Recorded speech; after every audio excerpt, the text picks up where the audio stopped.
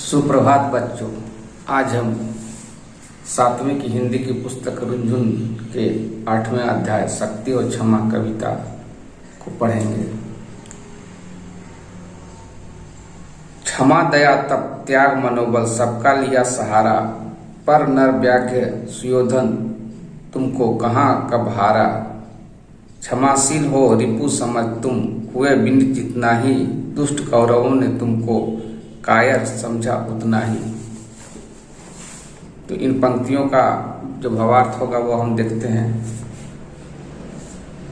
हे युधिष्ठिर, तुमने क्षमा दया तप त्याग सभी का सहारा लिया, किंतु बाघ के समान दिखने वाला दुर्योधन तुमसे कहाँ हारा। तुम दुश्मनों को माफ करने वाले क्षमाशील होकर जितनी ही उससे विनती की, उतने ही दुष्ट कौरवों ने तुमको कायर समझा। अब हम आगे की पंक्ति देखते हैं। अत्याचार सहन करने का कुफल यही होता है, पौरुष का आतंक मनुज कोमल होकर खोता है। क्षमा सौंपती उस भुजंग को जिसके पास गरल हो, उसको क्या जो दंतहीन विष रहित विनित सरल हो। तो इस पंक्ति का अर्थ हुआ, क्षमा ही उसी सांप को शोभा देती है जिसके पास जहर हो, उसको नहीं जो दांत से हीन और विष रहित हो। विनम्र तथा सरल होता है, उसे क्षमा शोभा नहीं देती है। अब हम आगे की पंक्ति देखते हैं। 3 दिवस तक पंथ मांगते रघुपति सिंधु किनारे, बैठे पढ़ते रहे छंद अनुनय के प्यारे प्यारे। तो इन पंक्तियों का अर्थ हुआ, 3 दिन तक भगवान श्री राम समुद्र से रास्ता मांगने के लिए उससे मनाते रहे, किंतु वह नहीं माना। अब आगे की जो पंक्ति है, उत्तर में जब एक नाद भी उठा नहीं सागर से, उठी अधीर धधक पौरुष की आग राम के सर से। इस पंक्ति का अर्थ हुआ, प्रार्थना में उत्तर में जब समुद्र का एक शब्द भी नहीं निकला, तो श्री राम अधीर हो गए और अपने पुरुषार्थ आग धधकाकर राम के तीर से निकल पड़ा, अर्थात राम ने अपने धनुष पर बाण चढ़ा लिया। अब आगे की जो पंक्ति है, सिंधु दे धर त्राही त्राही करता आगिरा शरण में, चरण पूज दास्ता ग्रहण की बंधा मूढ़ बंधन में। तब समुद्र शरीर रूप धारण करके त्राही त्राही करता हुआ श्री राम के शरण में आ गिरा, चरण पूजा और उसकी दास्ता ग्रहण की। इस तरह वह मूर्ख स्वयं बंधन से बंध गया। आगे की जो पंक्ति है, सच पूछो तो सर में ही बसती है दीप्ति विनय की, संधि पूजन संपूज्य उसी का जिसमें शक्ति विजय की। तो इन पंक्तियों का अर्थ हुआ, सच बात तो यह है कि विनम्रता का प्रकाश तीर में बसती है, संधि की बात उसी को शोभा देती है जिसमें शक्ति होती है। अब जो आगे की पंक्ति है, सहनशीलता क्षमा दया को तभी पूजता जग है, बल का दर्द चमकता उसके पीछे जब जगमग है। इस पंक्ति का अर्थ हुआ, सहनशीलता क्षमा दया का तभी संसार पूजा करती है जब उसमें बल का घमंड जगमग करता हुआ चमकता रहता है। इस कविता के कवि हैं रामधारी सिंह दिनकर। अब आगे हम इनके अभ्यास प्रश्नों को देखते हैं। अभ्यास खंड का के जो पहला प्रश्न है वो है, कविता के रचनाकार कौन है। तो इस कविता के रचनाकार रामधारी सिंह दिनकर है। अब ख नंबर का जो प्रश्न हुआ, कविता में किसे नर व्याघ्र कहा गया है। तो इस कविता में नर व्याघ्र दुर्योधन को कहा गया है। अब तीसरा जो प्रश्न है, सागर डरकर किसके पास आ गए थे। तो इसका उत्तर हुआ, सागर डर के श्री राम के पास आ गए थे। अब अभ्यास खंड के दूसरा पहली जो प्रश्न है, कविता की पंक्तियों को मिलान करें। तो इसे छात्र स्वयं अपने पुस्तक से देखकर कर सकते हैं। अब हम अभ्यास खंड ख के दूसरे प्रश्न की ओर आते हैं। कौरव कब तक पांडव को कायर समझते रहे? तो इस प्रश्न का उत्तर हुआ, जब तक पांडव क्षमाशीलता का भाव दिखाते हुए विनती करते रहे तब तक कौरव उन्हें कायर समझते रहे। अब अगला जो ख नंबर का प्रश्न हुआ, सागर को श्री राम की दास्ता कब स्वीकार करनी पड़ी? तो इस प्रश्न का उत्तर हुआ, श्री राम जब धनुष बाण उठाकर सागर पर चलाने को आतुर हुए तब सागर ने डरकर श्री राम की दास्ता स्वीकार कर ली।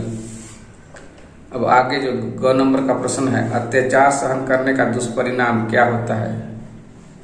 तो इस प्रश्न का उत्तर हुआ, अत्याचार सहन करने का दुष्परिणाम यह होता है कि मनुष्य को पौरुष विहीन मानकर कायर समझा जाता है।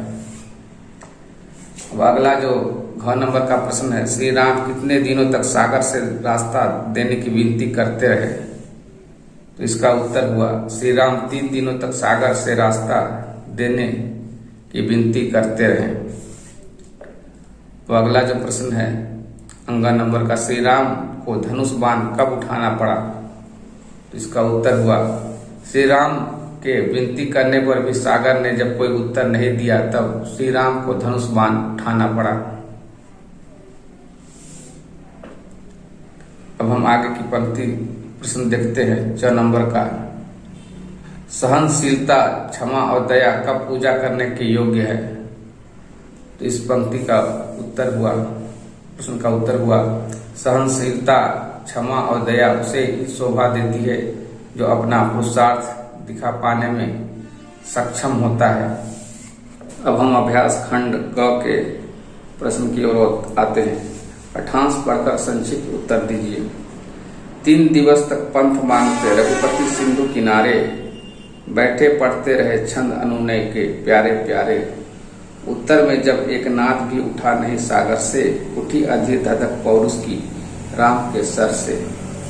तो इस पाठांश के आधार पर जो पहला प्रश्न दिया गया है, किस प्रकार के सांप द्वारा क्षमा देना शोभा योग्य है? तो इसका उत्तर हुआ, 20 दंत वाले सांप द्वारा क्षमा देना शोभा योग्य है। अब दूसरा जो प्रश्न है, सागर के किनारे श्री राम क्या करते रहे? तो इसका उत्तर होगा, सागर के किनारे श्री राम अनुनय विनय करते रहे। अब आगे हम देखते हैं अगले प्रश्न की ओर। अभ्यास खंड घ का जो पहला प्रश्न है, कविता में किन गुणों को अपनाने का संदेश दिया गया है? तो इसमें प्रश्न का उत्तर हुआ, कविता में क्षमाशील, सहनशीलता और दया के गुण को अपनाने का संदेश दिया गया है। साथ ही अपने पौरुष का प्रदर्शन उस समय करने का सुझाव दिया गया है जब कोई आपको कायर समझे। अब आगे जो ख नंबर का प्रश्न है, दूसरे नंबर का जो प्रश्न है, विष रहित सांप द्वारा दी गई क्षमा को कवि ने निरर्थक माना, ऐसा क्यों? तो इस प्रश्न का उत्तर होगा, यदि आपको कमजोर है तो वह क्षमा पाने का पात्र होता है, ना कि क्षमा देने का। विषहीन सब क्षमा करे या काट ले, उससे कोई अंतर नहीं पड़ता। अब हम अभ्यास खंड अंग के पहले प्रश्न की ओर आते हैं। दंत में हीन शब्द जोड़ने से नया शब्द दंतहीन बना, उसी प्रकार क्षमा में शील जोड़ने से क्षमाशील है। हीन और शील जोड़कर 3 शब्द बनाइए। तो क नंबर का जो शब्द है हीन, इसका 3 शब्द हुआ, बलहीन, बुद्धिहीन, चरित्रहीन। दूसरे नंबर का जो शब्द है शील, इसका जो शब्द हुआ गतिशील, प्रयत्नशील, सहनशील। अब दूसरा प्रश्न देखते हैं, इन शब्दों के 2 समानार्थी शब्द लिखिए।